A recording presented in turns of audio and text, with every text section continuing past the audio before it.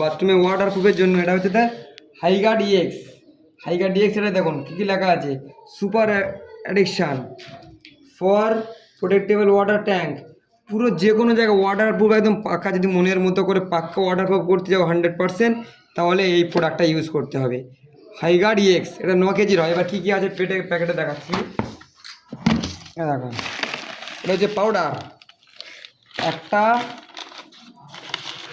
দুটো পাউডার আছে, আর এই একটা লিকুইড আছে, এই একটা লিকুইড আছে। ওটা পলিমার আছে, আর এটা হচ্ছে আছে। সেটাকে মিক্সিং করতে হয়। এই যে পলিমারটা দিয়ে দিচ্ছি, কালারটা দেখো।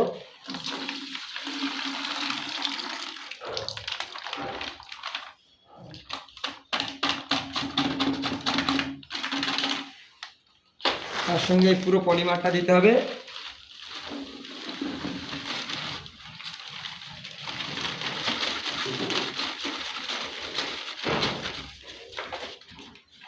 দিয়ে ভালো করে মিক্সিংটা করতে হবে। মিক্সিংটা ভালো করে করতে হবে।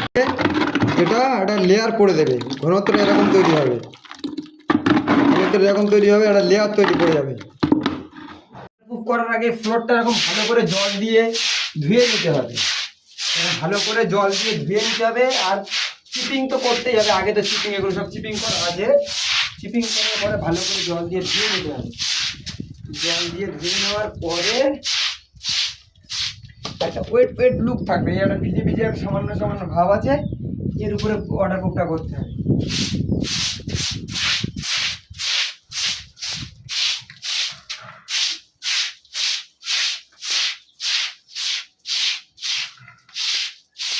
করে তারপরে এই যে ওয়াটার প্রুফটা গুলেছি, এই যে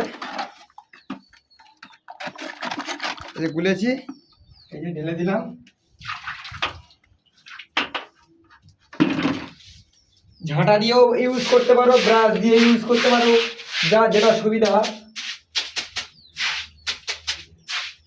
আর সঙ্গে স্কার্টিংটাও, সঙ্গে দেওয়ালের স্কার্টিংটাও 5-6 ইঞ্চি করে স্কার্টিংটাও মেরে দেবে। তাহলে কোনোভাবে যেন জল লিক না হয়। জল লিকের সমস্যা একটা বড় সমস্যা। দিয়ে ভালো করে নিতে হবে, পুশ করে রাখো। এই ফ্লোরে ওয়াটারপ্রুফ করার পরে একটু ফ্লোরটা করলে হবে না, ফ্লোরের সঙ্গে মিনিমাম 6 ইঞ্চি করে করলে খুব ভালো হয়। এই 6 ইঞ্চি করে ওয়াটারপ্রুফ করার পরে হচ্ছে ফার্স্ট কোট, একটু ড্রাই হতে সময় দিতে হবে। সময় দেওয়ার পরে তারপরে সেকেন্ড কোটটা মেরে তারপরে অ্যাপ্লিকেশান করতে হবে টালি দিয়ে।